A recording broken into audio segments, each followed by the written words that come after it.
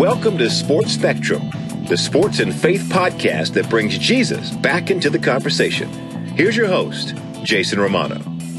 Welcome, everyone, to Sports Spectrum. I'm Jason Romano. Today on the podcast, we bring you a conversation with a U.S. Olympic gold medalist. Morolake Akinosun is her name. She is a Nigerian who is a part of the USA Olympic track team, and her story is a really good one. She's just the second woman ever to score in 4 events at an NCAA Outdoor Championship in consecutive seasons. She's a 2015 gold medalist in the Pan Am Games, a 2016 gold medalist at the Olympic Games in Rio, a 2017 gold medalist at the World Championships, and just this past year, in 2019, she was part of a bronze medal winning World Championship team, all in the 4x100 meter relay. But this 2019 bronze medal might mean more than any of the other medals she's ever had because of what she had to overcome. She tore her Achilles. She ruptured her Achilles in January of 2018. And as this podcast gets going, we talk about that road to recovery and all that she has learned in this process, not only about herself, but about God. Really awesome stuff here. Morolake Akinosun. Take a listen to her story and her journey here on Sports Spectrum's podcast.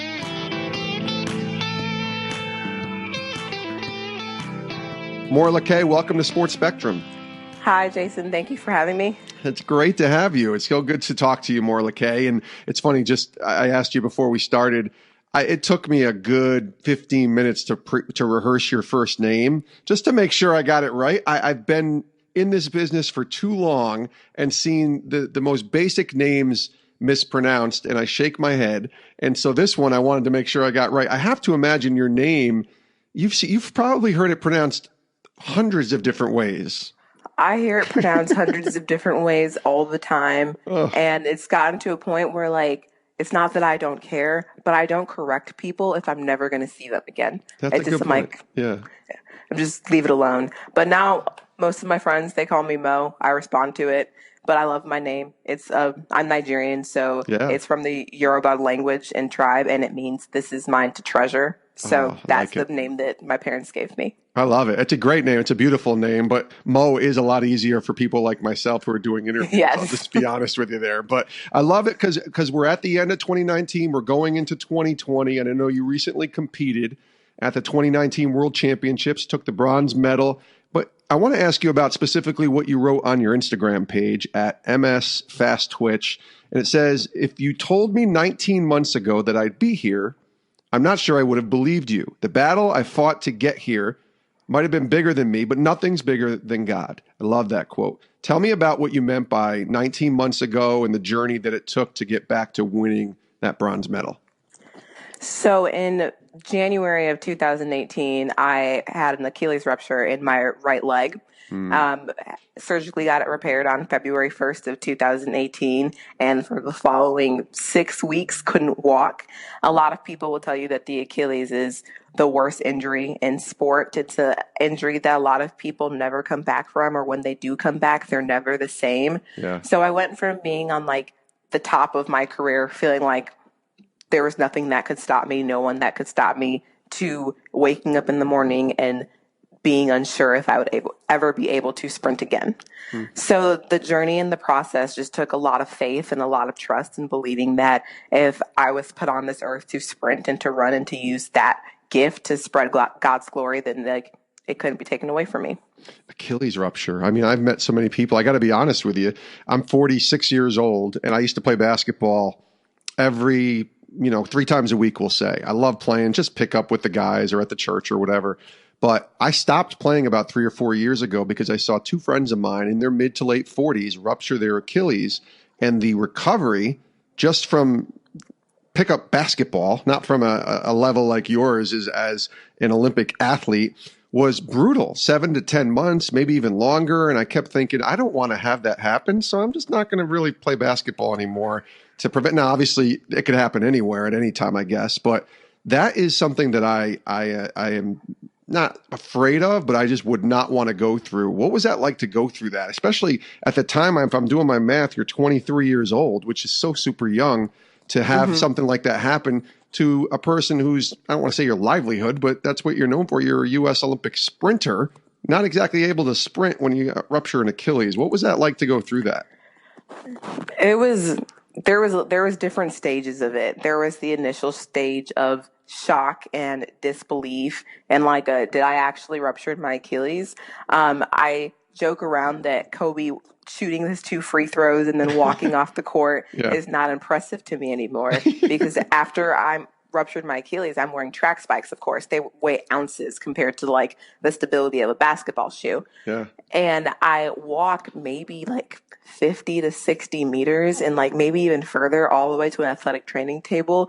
And I sit down and take my shoe off and I'm like, something doesn't feel right. Like I wasn't in a ton of pain then. Like it just didn't feel right. Yeah. And I sat down and the trainer said to someone else, like, go get her crutches. And I'm like, no, I don't need crutches. Like I had another race. Well, I was supposed to have another race in like 30 minutes or so. Right. And I'm like, no, I don't need crutches. And I got off the table and tried to like walk away. And I took one step and realized like, oh no, I actually can't walk. So I joked that Kobe's not impressive because like I walked further in less of a shoe than he had. So big deal. Absolutely. Kobe, you got nothing. You were just standing there shooting free throws. You had to actually walk it. Morolake, come on now. I think one of the hardest things for me with the entire process was learning how to ask for help. Yeah. When you are on crutches, you literally can't do anything by yourself. Something as simple as like, I want to get a glass of water. You can't do it by yourself because you can't crutch while holding a cup in your hand and get water. And you just don't think about things like that. So then it just became I can't do anything for myself and I just want to be able to go get some water without like having to ask for help. Yeah, and you might be like myself and a lot of people where you want to help others, but you don't like taking. You don't like having people help you, right? Yes, exactly that. And then like as the process continued and I started to heal and start physical therapy, and after surgery I was in a cast essentially for 2 weeks. And with those 2 weeks, my foot never touched the ground. Like you couldn't do anything for it essentially. Yeah. After those 2 weeks were over, I got the cast taken off and I was put in a walking boot. I still needed to use crutches with the walking boot, but now I could at least take the walking boot off to sleep or just like to relax without wearing it. And I would remember sitting with my feet on the ground without moving and just feeling in my foot like I know for a fact right now that I cannot stand. Like if I tried to stand, my foot is not able to support my body weight. And with just time and rehab and going to rehab, and the exercise for today was moving your foot back and forth. And I'm thinking like, wow, I'm used to coming into like the weight room and doing power cleans and squats and sprinting. And like, you're telling me that you want me to sit here and draw the alphabet with my toes. Oh, it's that brutal. Yeah. Like that was the first 2 weeks. It was like, okay, you're going to draw the alphabet with your toes. I'm like, cool, I guess that's what physical therapy is today. That'll humble you quickly. Now, what did that do for your faith, though? I mean, I have to imagine, because I know your faith is strong, and I do want to hear your sort of testimony in a little bit, but are you upset with God? Are you questioning God? Or is that faith just strong enough to where that's really how it's what sustained you in a lot of ways? You know, I think that I was mostly confused. I was confused because I was at a place of, I don't know what I did to deserve this. Yeah. So it wasn't that I was angry. It was I was frustrated. I didn't understand. I'm like, how am I supposed to get past this? Like, what am I supposed to do next? Like, what am I even supposed to pray for?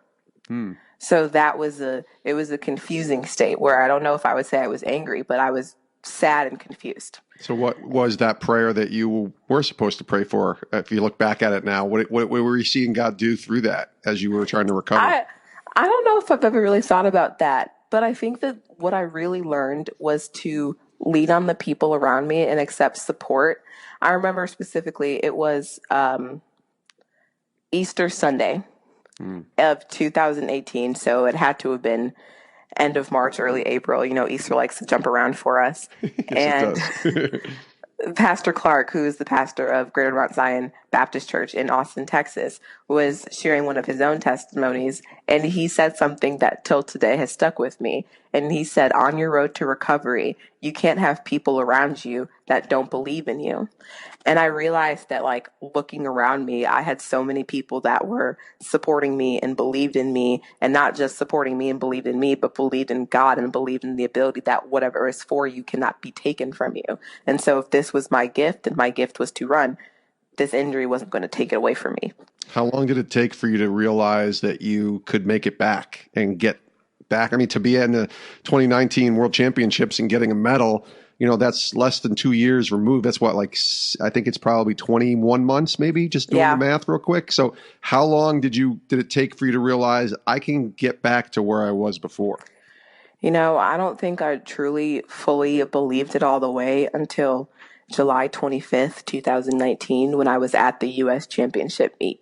So track season, we always start training the fall before. So right now I'm training for the 2020 season leading to the 2020 Olympics while at the end of 2019. Right. So it would have been the fall of 2018 and we were starting our training for the 2019 season, but everything just looked different and felt different.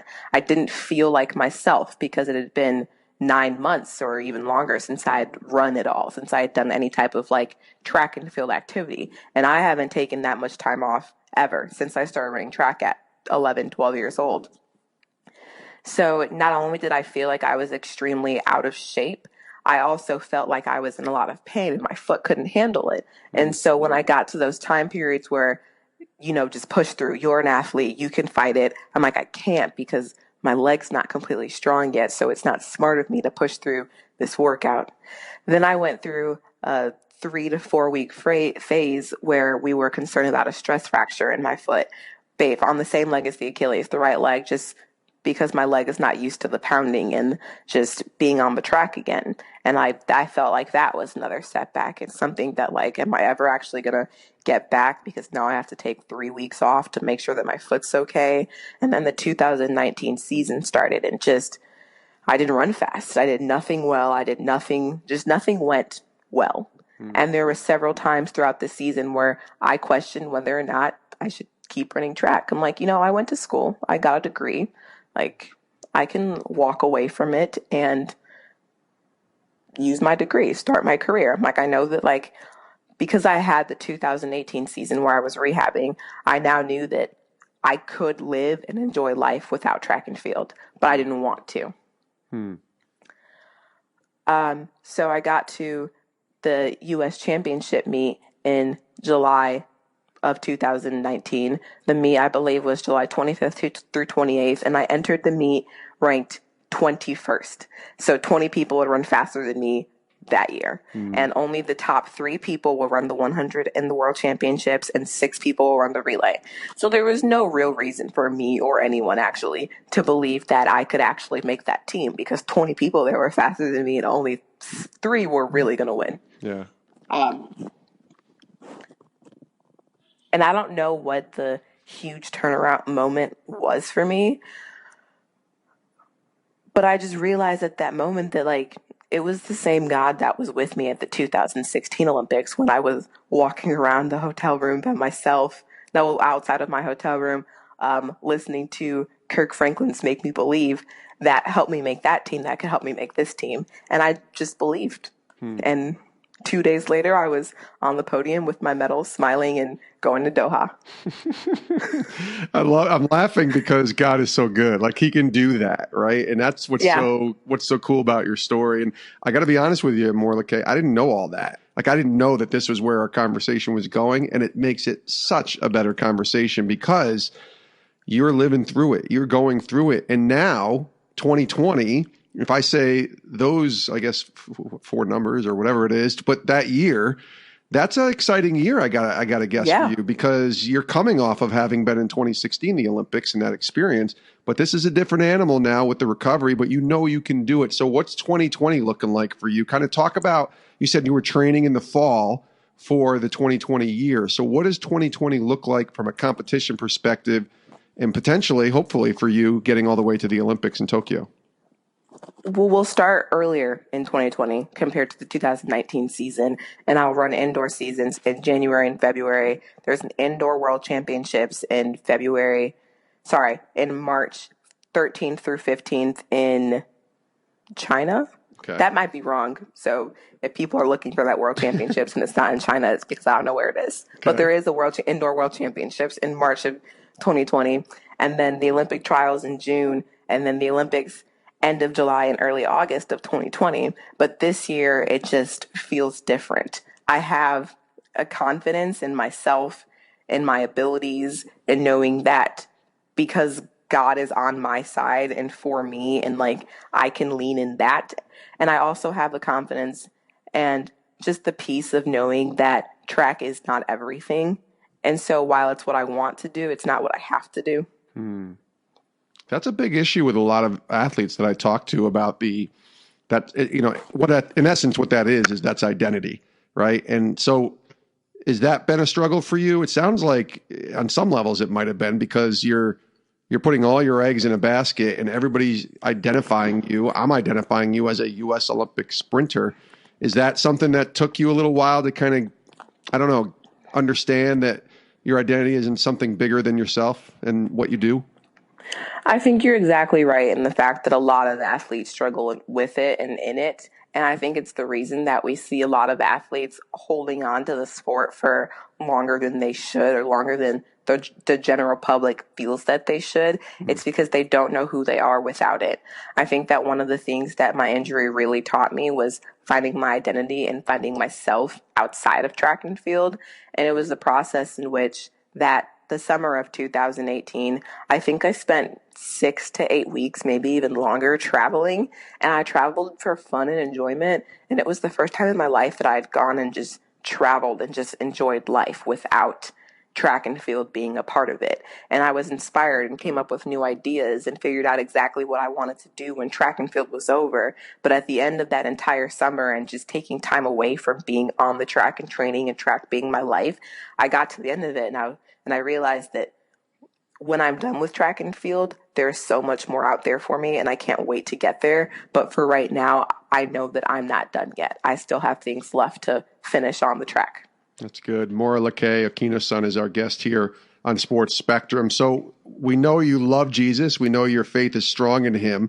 Where does that take shape? Where does that start for you? Is that something you were, in essence, born into, a family of faith? Take us through kind of the journey of your testimony and trusting in Jesus. It is something that I was born into. My parents, both of them, are pastors. My dad is the lead pastor of a church in the Chicagoland area, Schaumburg Community Church. They moved here. Well, we all moved here from Nigeria in '97, and my parents started at the church, Jesus House Chicago, with another really close family friend of ours. And so when I say that I grew up in the church, and people like say that as a metaphor and an analogy, I literally grew up in the church. I have tons of memories of me just being in church multiple times a week for hours on end. But I wouldn't say that I really found, well, as my mom would say, she would say a God of your own understanding until my freshman year of college. When I went to college my freshman year, I just stopped going to church, not because I was like angry at God or anything, but for my entire life, church was just a thing that you had to do. You had to go on Wednesdays, you had to go on Sundays, you were expected to be there on time. And when we got to the age where we were no longer in the children's church, sit 2 rows behind my parents. And it was just like one of the things that you had to do, that you were supposed to do, until like it was like a chore. It was like washing the dishes. Like, before you go to sleep, the dishes need to be washed. On Sunday morning, you need to go to church. It was just a list of things. So when I finally have freedom, as you'd say it, when you're a freshman in college, I just stopped going because I'm like, oh, I don't have to go, so I'm not going to go. And that was like that simple for me. At that time, I was at the University of Illinois, and I was a general engineering major. I was a freshman on the track team, and I was away from home for the first time, and I was struggling in everything. I got like a C on my first chemistry test. I was struggling in track workouts, and I'm like, I don't know if this is for me. I can't do this. I suck. And there was this one weekend where my best friend from high school, still my best friend today, called me and said that she was headed home for the weekend to go to the Notre Dame game that was at Soldier Field. and I should come home too. And I was like, okay, cool. So I didn't even tell my parents. I just got in the car and I started driving from Champaign to Chicago. And I didn't realize it then, but I was running away from like everything that was wrong and going to the place home where I was like, everything felt right. So I hung out that weekend with my best friend. I hung out with my mom, and then it was Sunday and I was at home. So of course, like, you have to go to church. I hadn't been since the last time I was at home before I started school in August. And so I'm sitting in church and service is over. My mom's walking me to the car so I can start driving back to Champaign, have to get back for school tomorrow. And my mom's saying bye to me, and I just break down and start crying. And she freaks out like, what in the world is wrong with you? You're not usually like this. Why are you crying? Come back inside. Tell me what's going on. Let's talk. And so I just start talking to my mom and telling her how I feel so lost and don't know what I'm doing in school and nothing feels right. And like my world just felt like it was collapsing in on me. And that's when my mom asked me, like, have you been going to church? And I'm like, no. And she was like, why not? I'm like, I haven't. So I then started going to FCA, Fellowship of Christian Athletes, in school, and gradually found my way back to church and to what my mom would say, found a God of my own understanding. Yeah, I always say it's important to come to that faith as your own. I'm in the midst of that with a 15-year-old daughter whose faith right now is her parents, and she's growing into eventually, hopefully, very similar to yours, has this experience for herself. Hopefully, it comes earlier. For some people, it comes later. But once you got that faith of your own, what changed? What changed for you, purpose-wise, just your focus, your desires to serve Him? What changed? It was an overall sense of just peace, of just knowing and just being okay no matter what the situation was. And just feeling the calm that I felt was missing, the calm that I was running to when I was going home and leaving all of my problems behind, and feeling that even in the midst of my problems, I still have peace. So that peace that you were missing, that people talk about in the Bible, that peace that surpasses all understanding, was instilled into you. So how does that peace go with you as you start to pursue this desire? And I was reading as I was doing some research. Obviously, I feel bad that I didn't do all the research, but in 2011, you put that tweet out there that really just blew up when you retweeted it about a desire. I think you were 17 at the time when you posted it, about a desire to be in the Olympics. So at that time, you're not experiencing that peace. If I'm doing my math correctly on where you are in your walk with the Lord, something happens after that, and suddenly 2016 comes and you're 21, 22 years old, and now you're put on this amazing stage at the Olympics. Where's your faith as you take it with you to the Olympics and to what was, I guess, Rio at the time? I think somewhere around 2014, maybe 2013, the years blur together now. Sure. I started wearing an I am second bracelet. I'm sure you're familiar with the bracelets. Very much and, so. Yep.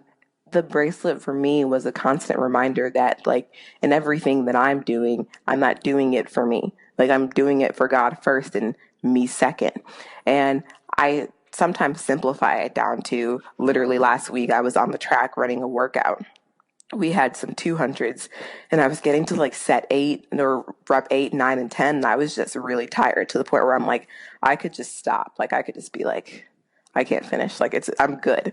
And I wear the bracelet constantly, and it's a constant reminder to me that I'm not doing this for me first. And if my way of spreading God's glory is on the track, I have to be there. And so if I'm not there, I can't do anything about it. And I remember crossing the finish line in 2016 at our solo rerun with the relay mishap and waving my hands to the camera. And the still shot that people showed all over the place was my bracelet. And I was wearing the I am second bracelet. And it got so much attention and gathered so many questions of, why are you wearing that bracelet? And I had no idea at the time that bracelet was going to do that. But then it was a huge opportunity for me to be like, oh, I wear this bracelet because I'm not first, God is. Yeah, that's awesome. And then you posted that tweet. You sort of retweet your own tweet, just kind of saying, hey, remember, look at what I posted 5 years ago. I was looking at the numbers, and I'm sort of a social media nerd in that way, I guess. 183,000 retweets, 350,000 likes. That's called going viral, Morolake. So what happens? I mean, you're on the biggest stage and sort of already I don't want to call it going viral, but you have a giant platform there. But suddenly the social media world brings this platform even bigger. Are you recognizing that? Are you seeing sort of this opportunity for you to tell people about Christ through the platform that God was giving you, especially when a tweet like that blows up? It was so unexpected, that tweet. Yeah. I think those are what the numbers look like, and you won't be able to see it, but that tweet was seen by millions of people. It was on CNN. It got to Facebook. It was I was on Good Morning America for it. I remember just the development of the tweet in general. I don't know if you're familiar with the app Time Hop, but Yes. Time Hop is a social media app that will show you everything that you tweeted on a particular day 1 year ago, 3 years ago, 5 years ago, 7 years ago. So I ran to the tweet on my Time Hop randomly, and I'm like, thought, oh, that's cool. And I like saved it, made a note of the tweet. Like, I tweeted that 5 years ago. That's pretty cool. Like, it's dope that I said that. Yeah. I was in Houston at training camp preparing to leave for the Olympics, and I was in my room one morning waiting for practice, and I was kind of bored. And so I found that tweet that I had bookmarked a couple of days earlier and decided that I was going to tweet it. So I send that tweet out, and then I don't know, a few minutes later, 30 minutes later, I get up and I go to practice, and like my phone starts going crazy, and I'm just like, wait, this tweet is like actually a really big deal. And then my best friend calls me and he's like, hey, like, you need to do this and do this. And like, your tweet's going crazy. And like, he realized that the tweet was going to be huge before I even realized it. Like, I had no idea what I was doing at the time. And then I started seeing quote tweets of people was like quote tweeting my tweet with their own 5-year plans and saying what they were going to do and how they were going to achieve their dreams and their goals. And I realized at that point, like, and me just living my life, and me just living my life, I inspired tons of people to do the same. I think it's so cool. I think it's awesome. And you don't even know in the world of social media how much you can actually influence other people's lives. And that's awesome. And I love Time Hop, by the way. I always say I'm not a big Facebook fan anymore, but the one good thing about Time Hop through Facebook and Twitter is it will show you what you were thinking and posted and, sharing 11 years ago, 10 years ago, 8 years ago. So it is nice occasionally to kind of run across something that you posted that can be inspiring. It's like, oh, look where I was 5 years ago and look where I am now. Super awesome. Now let's fast forward now to today as we wind down here. And thank you again so much for your time. Your story is a powerful one, and hopefully we'll get you back on and expand on the story even more. So as you're preparing, as you're getting ready for this 2020 season and potentially a berth in the Olympics, what's the rhythms, the disciplines that you instill into your life each day to stay close to God now that you are where you are in your relationship with Him? What are some encouragement, some daily disciplines that you can encourage other people, I should say, in the way that you stay connected to the Lord? I think that everyone has to find a way that works for them, a way that they can stay disciplined and do what they're going to actually do. And you can say, like, you should wake up every morning and like read the Bible and pray for 30 minutes. But like, let's be realistic here. Does everyone have 30 minutes in the morning where, like, if they're not rushing off to go to work or whatever commitments they have that morning? I try and spend some quiet time every morning, whether it's reading or just listening to music. And sometimes if I don't even have that time to have quiet time before I rush out the door to head to practice, it may just be in my car. It may just be listening to 15 minutes of a sermon or some worship music and just spending that time in my car and being like, it's just me in this car. But right now I'm deciding that it's me and God here. That's good. I agree with you too. It's different for everybody. The rhythms are different. Everybody has to find their level, I guess, of relationship when that word comes to fruition with Jesus. So what's God teaching you right now? This is the last question. We ask this to all of our guests. What's He been teaching you in this phase of life that you're in right now? Because He teaches us something new every day. And you were telling us sort of where the Lord had brought you from when you think back to January 2 years ago, 2018. Now it's 2020, and you're getting ready for hopefully a great year. What are you learning from God today, Morolake? I think that it's really how to be vulnerable, how to be transparent, and how to let people all the way in and see me for who I really am. That's hard, isn't it? It is. It's much easier said than done. What happens when you open yourself up to be more vulnerable? What have you seen? People surprise you. People surprise you, and not that they surprise you with their ability to have grace in the way that God gives and has grace. And the things that you feel are too ugly to share with other people, the things that you feel are too ugly about yourself to share with other people, you can share it. It doesn't change anything for them, how they see you. They still see you as their friend or their sister or whatever it is that you are to them. And they love you exactly the same. I love this. This is a great conversation. Morolake Akinosun, we're going to be cheering you on in 2020 and really just blessed and thankful to have you share your story here with us on Sports Spectrum. All the best to you, and hopefully we'll talk to you again soon. Thank you so much. It was great to be here. Love talking to Morolake Akinosun. It was really awesome having her here on Sports Spectrum. Give her a follow. She's on Instagram and Twitter. We talked about her Instagram post that was recently shared about the 2019 World Championship bronze medal. And then we also talked about the tweet that she shared first off in 2011 and then retweeted it in July of 2016. You can actually go back. It's the pinned tweet to Morolake's profile on Twitter, and you can see it and kind of look back on July 28th, 2011, and then July 30th, 2016. Really awesome stuff there from Morolake, and just so cool that her desire, her goal is to, as she says on Twitter, live her life in a manner worthy of the gospel of Christ. She knows clearly where her identity and where her purpose is found, and I'm excited to watch all that God has planned for her, not only on the track in 2020 and potentially seeing her back at the Olympics this year in Tokyo, but away from the track and all that the Lord is going to present to her in her journey in her life. So many thanks to Morolake. Give her a follow on Twitter and Instagram and let her know that you heard her story here on Sports Spectrum. Thanks so much to you for listening, for investing in Sports Spectrum and all that we're doing here with our media ministry. Check out our website, sportspectrum.com. That's the place to go, our website, our home base for all of our content here at Sports Spectrum. You can get daily devotionals every morning, every single podcast, articles on the intersection of sports and faith, and then a chance to subscribe and partner with us with our Sports Spectrum magazine. $18. Become a subscriber. You will love the Sports Spectrum magazine, especially since our summer issue is going to be Olympics-based, Olympics-themed, Olympics-related. So you'll definitely want to subscribe now so you can get that Olympic-themed magazine from Sports Spectrum. Again, $18 for an entire year, super cheap. Go to sportspectrum.com and subscribe today. Thanks so much for joining us here on Sports Spectrum. We'll see you next time with a brand new episode. I hope you have a great rest of your day.